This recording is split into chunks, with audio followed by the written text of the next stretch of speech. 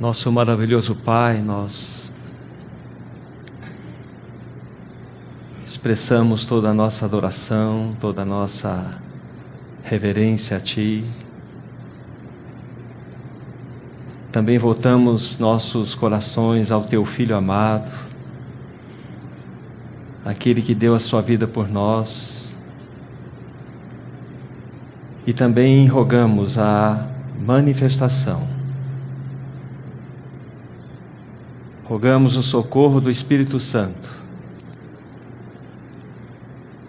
para que neste ajuntamento os céus possam se abrir e por intermédio desse doce e maravilhoso Espírito possamos ver um pouco mais das belezas do nosso Senhor Jesus Cristo, para que, contemplando-as, sejamos levados a uma adoração genuína, ainda que de modo tão imperfeito. Mas nós nos apresentamos como um só diante do nosso amado Senhor nesta manhã, para que Ele receba todo o louvor que somente Ele merece. Dizemos que somos um com todos os irmãos nessa cidade. Fazemos parte de uma mesma realidade. Que o nome do nosso Senhor seja glorificado no meio do seu povo. No nome de Jesus. Amém.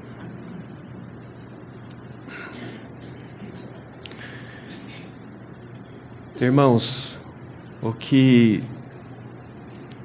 vamos estar partilhando com os nossos amados nesta manhã encontra-se no livro de Cantares de Salomão, Cântico dos Cânticos, e com a ajuda e socorro do Espírito Santo, nós vamos ver algumas passagens aonde nós vamos destacar algumas frases em que o noivo expressa o seu profundo e genuíno amor pela sua noiva. Nós sabemos que o livro de Cantares é um livro que trata de uma relação de amor entre Salomão e Sulamita. Mas muito mais do que isto, o livro de Cantares é uma linda metáfora de um amor que tem características eternas. O amor do nosso Senhor pela sua amada igreja, pela sua amada noiva. E quando nós estivermos lendo estas passagens, nós precisamos do socorro do Espírito Santo, porque as expressões que nós vamos estar tocando aqui, elas não são compreendidas pela nossa mente. Elas precisam descer ao nosso coração e desta forma tocarmos toda a realidade do que a palavra de Deus quer nos mostrar nesta manhã, concernente ao amor eterno do amado da nossa alma, revelado por nós. A primeira passagem que nós vamos ler neste livro, livro de Cântico dos Cânticos, encontra-se no capítulo 1.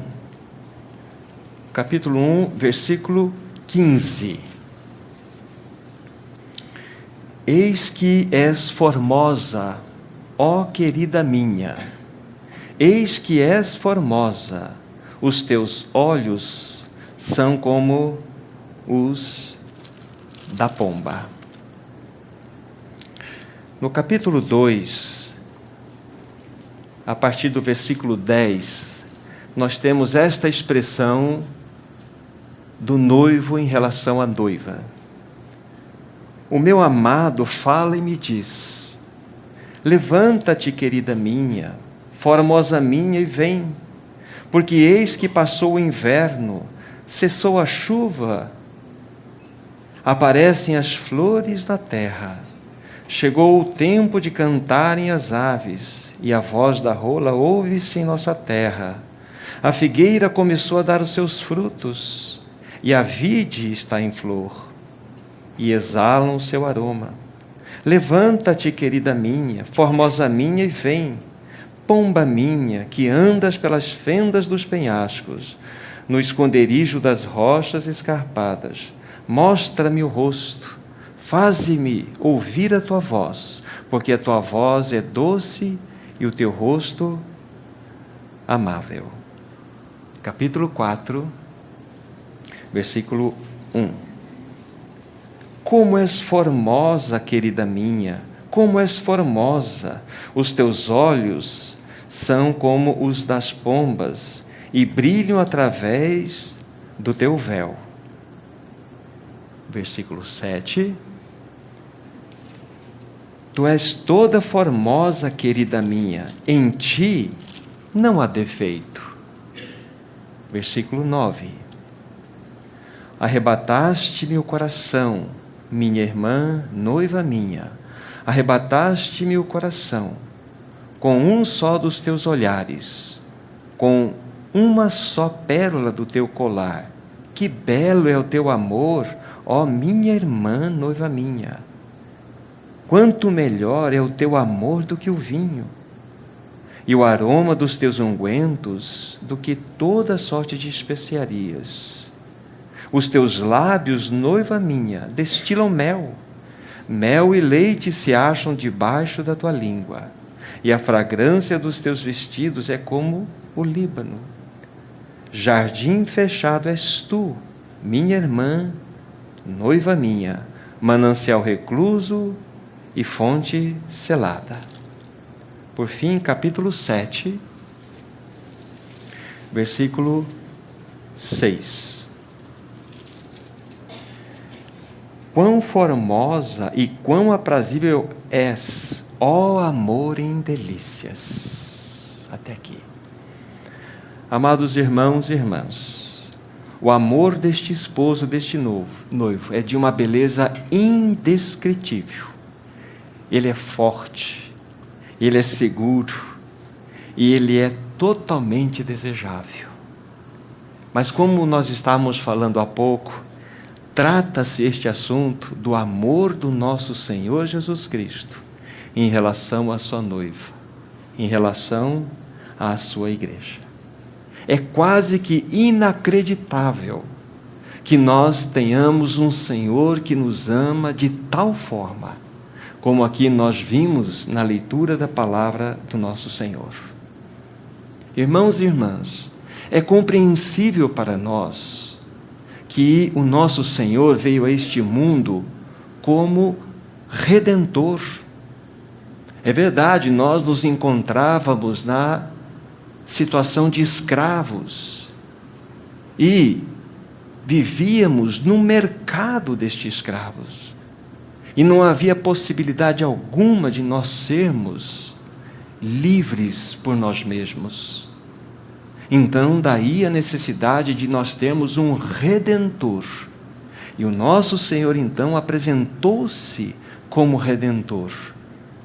E quando Ele foi, então, nos comprar, não havia ouro, prata, pedras preciosas nesse mundo que fossem capazes de pagar o preço para que nós fôssemos libertos daquela situação tão degradante. O que Ele fez? Ele derramou seu santo e precioso sangue naquela cruz. E nos comprou, de tal forma foi efetuada esta compra, que nós somos dele para sempre, sem a possibilidade alguma de sermos devolvidos ao mercado de escravos. Então nós compreendemos que o nosso Senhor veio a este mundo como Redentor. Também é compreensível para nós, irmãos e irmãs, que o amado da nossa alma apresentou-se como o grande médico, o médico dos médicos. Nossas almas são tão feridas, tão machucadas. Quanto que nós precisamos do toque do seu amor, da sua cura, da sua graça. Nossos corpos cansados muitas vezes precisam da ação da sua graça para nos restaurar e nos multiplicar as forças. Então nós entendemos, sim, Ele veio como médico dos médicos. Também é cabível em nossas mentes que Ele seja o soberano deste universo e apresentou-se como o Rei dos Reis, o Senhor dos Senhores, aquele que tem uma hoste de querubins, que tem bilhões e bilhões de anjos que dioturnamente oferecem seu louvor e adoração a Ele, pois Ele é merecedor disso. Então, Ele ter se revelado como Redentor, como médico, como soberano, como Rei dos Reis, como Senhor dos Senhores, tudo isso é compreensível para nós. Mas, irmãos e irmãs, fica além da nossa compreensão que havia um desejo no seu coração dele se revelar como noivo, e noivo de homens e mulheres pecadores. Isso fica além da nossa imaginação. Que amor é este, irmãos e irmãs? Que amor perfeito é esse que há no coração do nosso Senhor? Que genuíno amor é este? Como que nós podemos compreender e aceitar no nosso coração que o amado da nossa alma desejou fazer uma aliança eterna de amor para conosco? Isso está além da nossa compreensão. Quando nós olhamos o próprio livro de Cântico dos Cânticos, nós vemos um genuíno e perfeito e imutável amor daquele esposo que busca conquistar a sua esposa ou a sua noiva. Por outro lado, nós vemos uma esposa tão débil, tão fraca, e que no andar da meditação deste livro, nós vemos aquela noiva avançando na sua realidade de expressão do seu próprio amor, em resposta ao amor do seu noivo. Nós vemos um amor infantil no começo, depois um amor mais um pouco avançado, um amor adolescente, por fim culmina no amor maduro. É exatamente isso que o Senhor tem buscado de nós. Então, esta realidade deve tocar profundamente o nosso coração.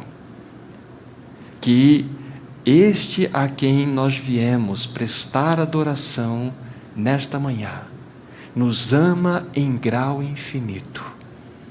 Se nós fizéssemos silêncio e apenas olhássemos para o centro deste lugar, onde há uma mesa com um pão e uma taça com vinho, silenciosamente, nós temos uma expressão ensurdecedora de amor por nós.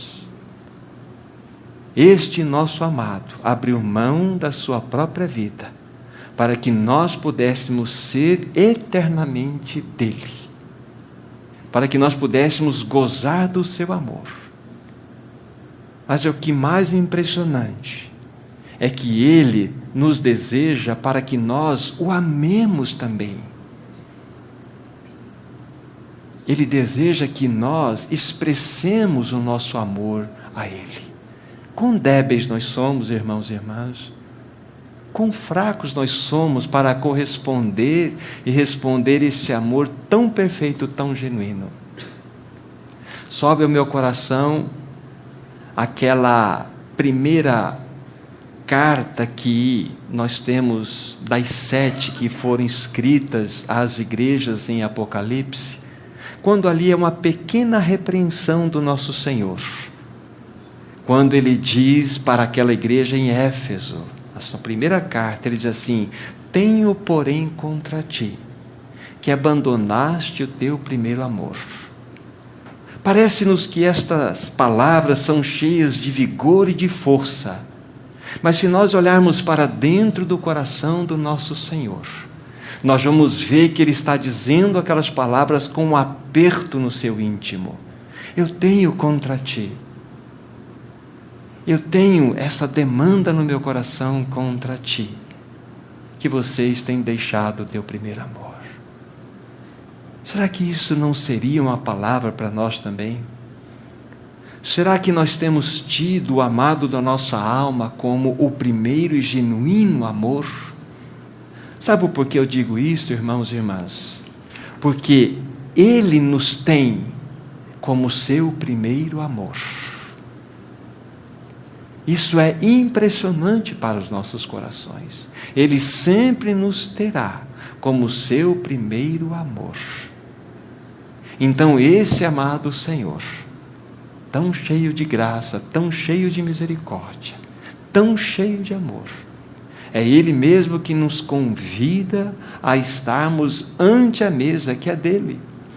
Todo se reunir pertence a Ele. Ele mesmo que estabeleceu e desejou no seu coração que nós, no primeiro dia da semana, estivéssemos juntos para que nós pudéssemos, ao olhar para essa mesa, nos lembrar que Ele nos amou e nos ama com amor eterno, com amor indissolúvel, um amor que não é negociável. Mas Ele deseja que nós respondamos este amor. Irmãos e irmãs, aqui nós não viemos para falar de nós mesmos. Neste momento, neste reunir, nós não viemos fazer uma mensagem. Nós viemos falar com o Senhor, expressar a Ele toda a nossa adoração e dizer o quanto nós o amamos, o quanto Ele é importante para nós. É verdade, irmãos e irmãs, o nosso amor é tão débil, tão fraco, tão pobre, mas ainda nestas características, nós devemos expressá-lo ao nosso Senhor. Nós nos lembramos daquele episódio lá no final do Evangelho de João, apenas vou me reportar aos irmãos, quando o Senhor Jesus estava restaurando o coração de Pedro. E Ele faz aquelas perguntas tão profundas ao coração dele, tão profundas, que o tocou de modo real. Pedro, nós sabemos a história, havia negado ao Senhor que ele tanto amava, mas ele o negou, por um excesso de autoconfiança que ele tinha em si mesmo. Ele veio a negar o nosso Senhor. Mas o nosso Senhor, que ama de uma maneira indescritível, buscando restaurar o coração de Pedro, Ele começou no seu diálogo fazendo uma pergunta tão linda, dizendo assim: Pedro, tu me amas mais do que os outros?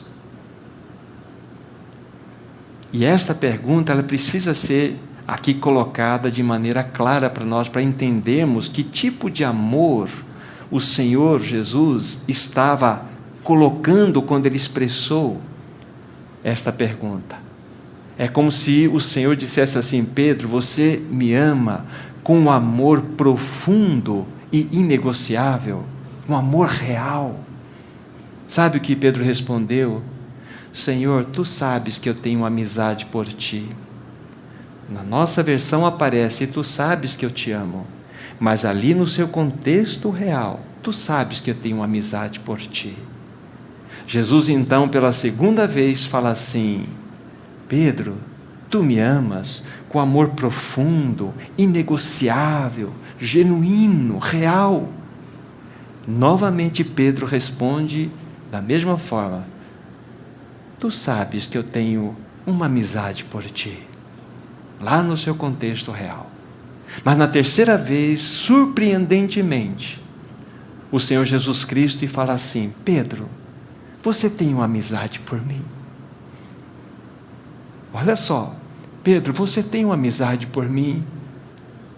Pedro não respondeu mais e falou assim: Senhor, tu sabes todas as coisas. Tu sabes todas as coisas. Em realidade, Pedro estava dizendo: eu não posso te amar daquela forma. Mas sabe o que o Senhor Jesus disse na sequência? Então, apacenta os meus cordeirinhos. Eu aceito esse teu amor, ainda que de modo tão imperfeito. Eu correspondo. E assim conosco, irmãos e irmãs. Ainda que tão débeis, nós nos apresentamos diante desse Senhor. Ele nos ama em grau infinito. Olha o que nós oferecemos a Ele.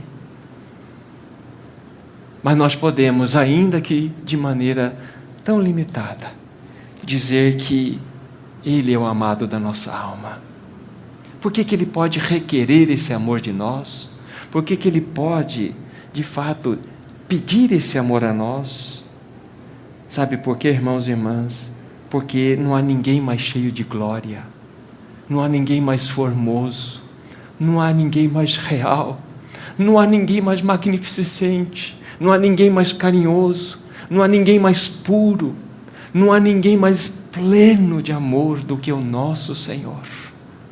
Então Ele tem direito, sim, em buscar uma correspondência de um amor. E nesta manhã nós fomos convidados por este Senhor, que conhece o nosso coração tão fraco, tão limitado, mas que deseja ouvir dos nossos lábios: Senhor, eu te amo. Ele é tão amado, é tão precioso. Será que desde o menor que aqui se encontra até o maior, não há palavras de gratidão no coração? Será que nós não temos a condição de dizer: Senhor Jesus, eu te amo, eu te adoro, obrigado porque o Senhor deu sua vida por mim naquela cruz? Eu, nessas palavras conclusivas, diria o seguinte: todos nós que fazemos parte da família de Deus, ou seja, todos nós que nascemos de novo, que ganhamos a experiência em Cristo Jesus, somos convidados a participar desse momento. Mas todos nós que já fazemos parte da família de Deus, somos convidados a fazer um exame próprio. A Bíblia fala para nós: examinai-vos,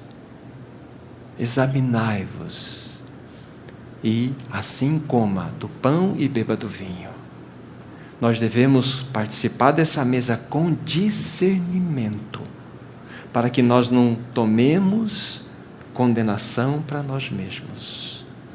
Então, fundamentados na própria obra que Ele realizou por nós, quando Ele derramou seu precioso sangue naquela cruz, pelo qual nós temos então o perdão de todos os nossos pecados, passado, presente, os mesmos futuros. Quando nós nos apoiamos nessa obra perfeita, com toda a sinceridade do nosso coração, nós podemos nos apresentar a este momento com os corações totalmente purificados. Então, irmãos e irmãs, este a quem nós viemos adorar, Ele é cheio de amor por nós, totalmente pleno de amor por nós. A Ele toda a glória, toda a honra e toda a adoração. Que em nós haja uma liberdade de nos expressar em adoração a este tão amado Senhor. Bendito seja o nome de Jesus. Amém.